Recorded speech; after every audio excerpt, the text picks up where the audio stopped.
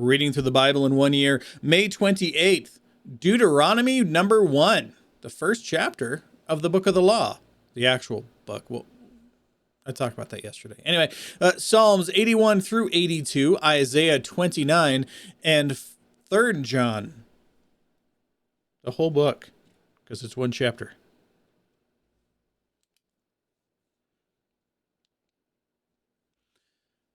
These are the words which Moses spoke to all Israel across the Jordan in the wilderness, in the Arabah, opposite Suf, between Paran and Tophel, in Laban and Hazeroth in Dizahab. It is 11 days' journey from Horeb by way of the Mount of Seir to Kadesh Barnea. In the 40th year, on the first day of the 11th month, Moses spoke to the children of Israel, according to all that the Lord had commanded him to give to them. After he had defeated Sihon, the king of the Amorites, who lived in Heshbon, and Og, the king of Bashan, who lived in Ashtaroth and Edrei.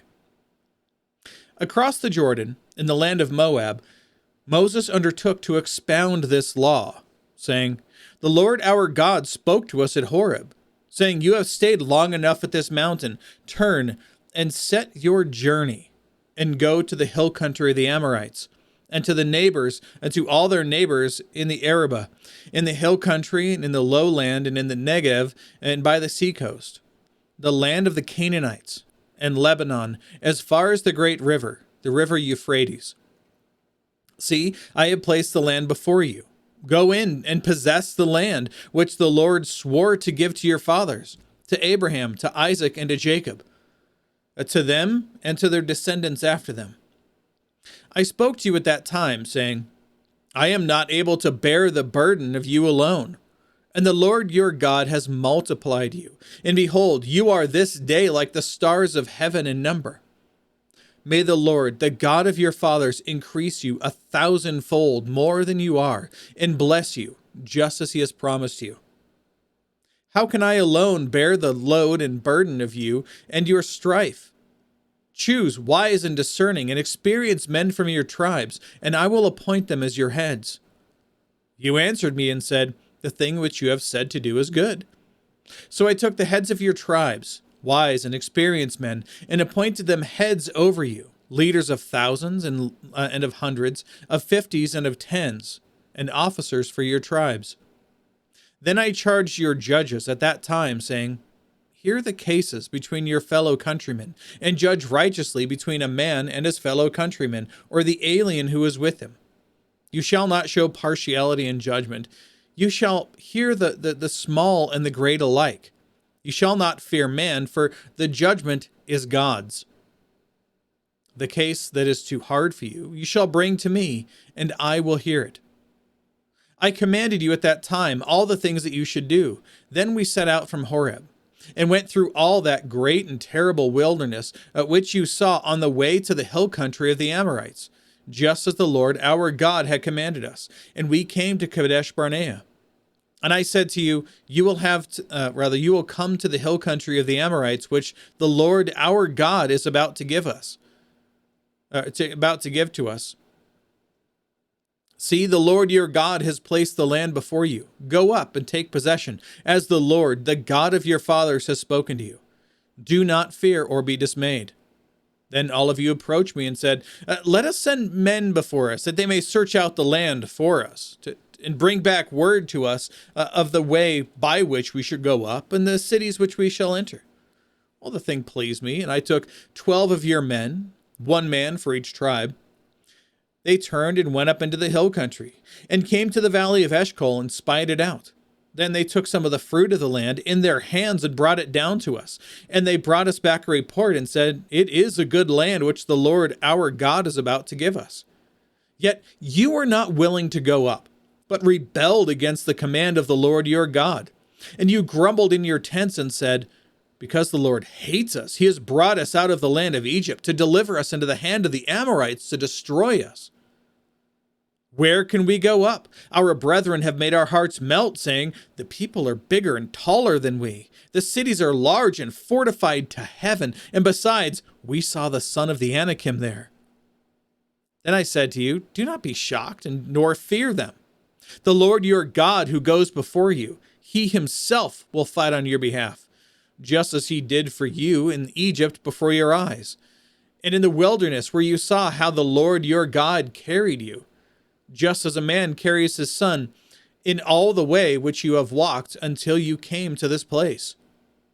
But for all this, you did not trust the Lord your God, who goes before you on your way to seek out a place for you to encamp, in fire by night and cloud by day, to show you the way in which you should go.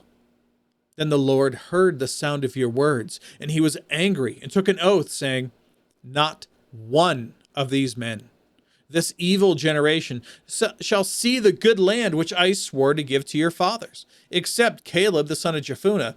He shall see it, and to him and to his sons I will give the land on which he has set his foot, because he has followed the Lord fully. The Lord was angry with me on your account, saying, not even you shall enter there. Joshua the son of Nun, who stands before you, he shall enter there. Encourage him, for he will cause Israel to inherit it. Moreover, your little ones who you said would become a prey to these other people, and your sons who this day have no knowledge of good or evil, they shall enter there. And I will give it to them, and they shall possess it. But as for you, turn around and set out for the wilderness by way to the Red Sea. Well, then you said to me, we have sinned against the Lord. We will indeed go up and fight, just as the Lord our God has commanded us. And every man of you girded on his weapons for war, and regarded it as easy to go up into the hill country. And the Lord said to me, say to them, do not go up nor fight, for I am not among you. Otherwise you will be defeated before your enemies. So I spoke to you, but you would not listen. Instead, you rebelled against the command of the Lord and acted presumptuously and went up into the hill country. The Amorites who lived in that hill country came out against you and chased you as bees do and crushed you from Seir to Hormah. Then you returned and wept before the Lord. But the Lord did not listen to your voice nor give ear to you. So you remained in Kadesh many days, the days that you spent there. Oh, I didn't even read the introduction. What a dummy. Hold on, let me read the introduction really quick. Deuteronomy. Deuteronomy, which means second law, is a retelling by Moses of the teachings and events of Exodus, Leviticus, and Numbers. It includes an extended review of the Ten Commandments, which we're going to go through in a couple days, and Moses' farewell address to a new generation of Israelites as they stand ready to take possession of the promised land. Moses reminds them of God's faithfulness and love, but also of God's wrath on the previous generation of Israelites because of their rebellion, as a sign against them. Repeatedly, he charges Israel to keep the law. Deuteronomy is a solemn call to love and obey the one true God. There are blessings for faithfulness and curses for unfaithfulness. The book closes with a selection of Joshua as Israel's new leader and the death of Moses.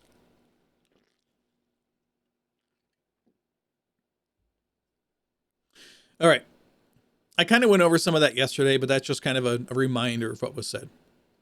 Let's scroll back down here so we can keep going. All right, let's move on to Psalms 81 through 82.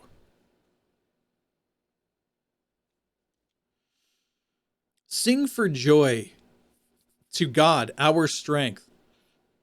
Shout joyfully to the God of Jacob. Raise a song, strike the timbrel, the sweet-sounding lyre with the harp.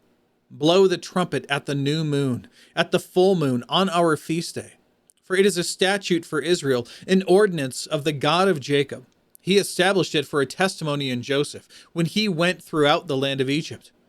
I heard a language that I did not know. I relieved his shoulder of the burden.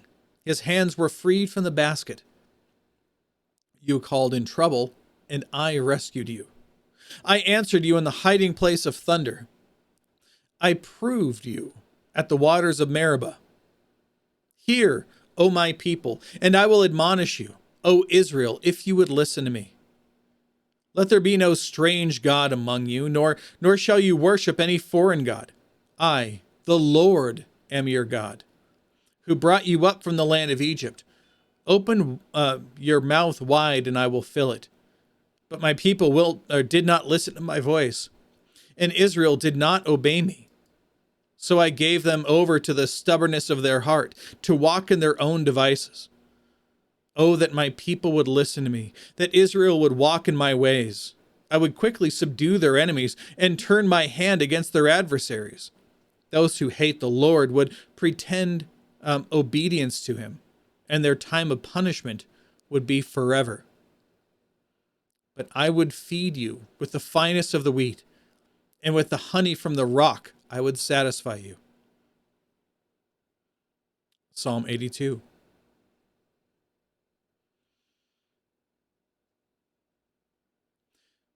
God takes a stand in his own congregation. He judges in the midst of the rulers. How long will you judge unjustly and show partiality to the wicked? Vindicate the weak and fatherless. Do justice to the afflicted and destitute. Rescue the weak and needy. Deliver them out of the hand of the wicked. They do not know or understand. They walk about in darkness. All the foundations of the earth are shaken. I said, you are gods, lowercase g, meaning lower rulers, and all of you are sons of the Most High. Nevertheless, you will die like men and fall like any one of the princes. Arise, O God, judge the earth, for it is you who possess all the nations. Bring up the rest of the notes here for you. All right, there we go. Let's move on to Isaiah 29.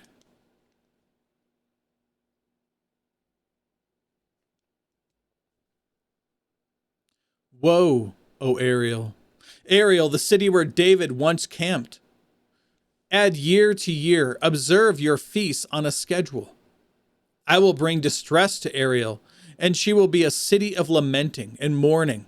She will be like an Ariel to me. I will camp against you, encircling you, and I will set siege works against you, and I will raise up battle towers against you. Then you will be brought low. From the earth you will speak, and from the dust where you are prostrate, your words will come. And your voice will also be like that of a spirit from the ground, and your speech will whisper from the dust. But the multitude of your enemies will become like fine dust, and the multitude of the ruthless ones will be like the chaff which blows away, and it will happen instantly, suddenly. From the Lord of hosts you will be punished with thunder and an earthquake and loud noise, with whirlwind and tempest and the flame of a consuming fire. And the multitude of all the nations who wage war against Ariel, even all who wage war against her and her stronghold, who distress her, will be like a dream, a vision of the night. It will be as when a hungry man dreams, and behold, he is eating. But when he awakens, his hunger is not satisfied. Or as when a thirsty man dreams, and behold, he is drinking, but when he awakens, behold, he is faint, and his thirst is not quenched. Thus the multitude of all the nations will be who wage war against Mount Zion. Be delayed and wait. Blind yourselves and be blind. They become drunk, but not with wine. They stagger, but not with strong drink. For the Lord has poured over you a spirit of deep sleep. He has shut your eyes, the prophets, and he has covered your heads, the seers. See who's doing this? It's God who's doing this against the people of Jerusalem. The entire vision will be to you like the words of a sealed book, which when they give it to the one who is literate, saying, please read this, he will say, I cannot, for it is sealed. Then the book will be given to the one who is illiterate, saying, please read this, and he will say, but I can't read. Then the Lord said, because this people draw near with their words and honor me with their lip service, but they remove their hearts far from me. Again, he's talking about the people in Jerusalem. These are the people of Judah, right? Of God's chosen people. And their reverence for me consists of tradition, learned by rote.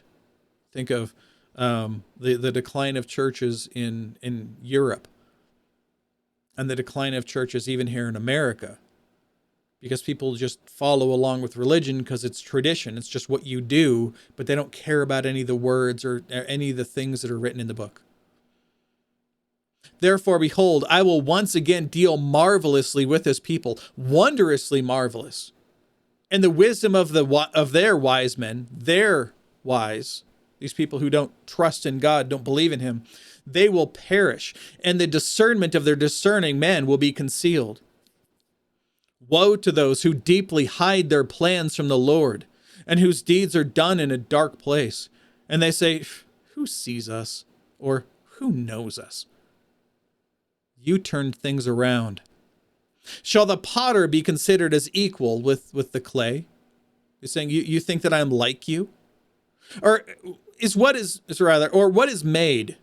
Would it say to its maker, he didn't make me? Or what is formed, say to him who formed it, he has no understanding. He doesn't understand these things. The world we live in now, that's not like the world that we had back then. Back then, yeah, everything he said is well and good. But now we have gay marriage. Or now we have trans rights. God doesn't understand those things. Who are you, oh man?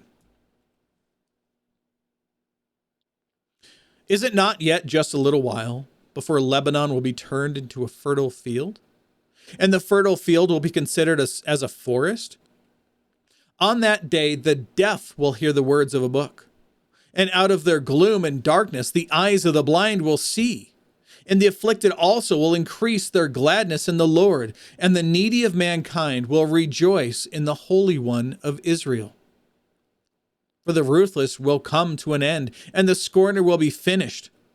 Indeed, all who are intent on doing evil will be cut off, who cause a person to be indicted by a word and ensnare him who adjudicates at the gate, and defraud the one in the right with meaningless arguments. Sound familiar? Therefore, thus says the Lord, who redeemed Abraham, concerning the house of Jacob. Jacob will now be ashamed, the work of my hands in his midst.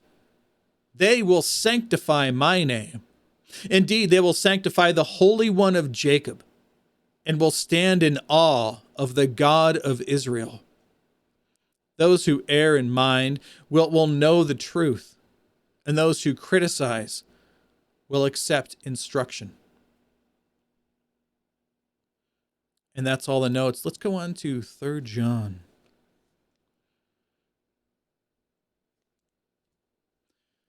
The Elder. All right, this is a new book. We got to read the introduction. Again, it's a short book, so it's easy. 3 John supplements statements on Christian hospitality that we found in 2 John. It applauds a Christian named Gaius for living out the teachings of the apostles. He had welcomed traveling Christian missionaries into his home, while condemning Diotrephes, a selfish church leader who was not only refused to help these itinerant godly teachers, but also had slandered and opposed those who disagreed with him. Also, sound familiar? This book demonstrates that pride can divide Christians if they are not living according to God's word.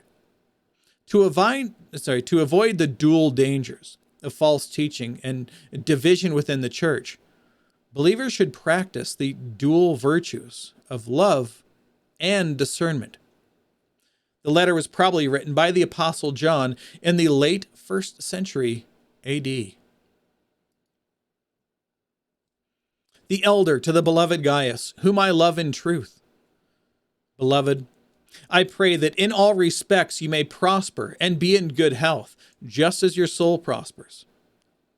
For I was very glad when brethren came and testified to your truth, that is, how you were walking in the truth. I have no greater joy than this, to hear that to hear of my children walking in the truth. Beloved, you are acting faithfully in whatever you accomplish for the brethren, and especially when they are strangers, and they have testified to your love before the church. You will do well to send them on their way in a manner worthy of God. For they went out for the sake of the name, capital N, talking about Jesus, accepting nothing from the Gentiles. Therefore, we ought to support such men, so that we may be fellow workers with the truth. I wrote something to the church, but Diotrephes, who loves to be first among them, does not accept what we say. For this reason, if I come, I will call attention to his deeds, which he does, unjustly accusing us with wicked words, and not satisfied with this. He himself does not receive the brethren either. And he forbids those who desire to do so and puts them out of the church. You'll hear people say that we shouldn't name names. If we see something happening in the Christian community where somebody is walking against the faith, or a teacher or a preacher is doing something that we personally wouldn't do because we're Christian people, we shouldn't name names or point them out because that might shame them. This is John. I don't know who Diotrephes was, but they did. They know exactly who he is. And he just maligned the man. Why? Because he's not walking according to the truth. It's more important for us to point out those who are in error than it is to be too concerned about their feelings. It's okay to name names. John does it.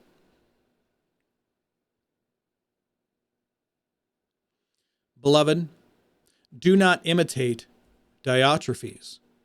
Do not imitate what is evil, but what is good. The one who does good is of God. The one who does evil has not seen God. Demetrius has received a good testimony from everyone and from the truth itself. And we add our testimony, and you know that our testimony is true. I had many things to write to you, but I am not willing to write them to you with pen and ink. But I hope to see you shortly, and we will speak face to face. Peace be to you. The friends greet you. Greet the friends by name. This is the last note that we have here. All right, and that's it for today. We'll be back tomorrow. Behold, the word of the Lord.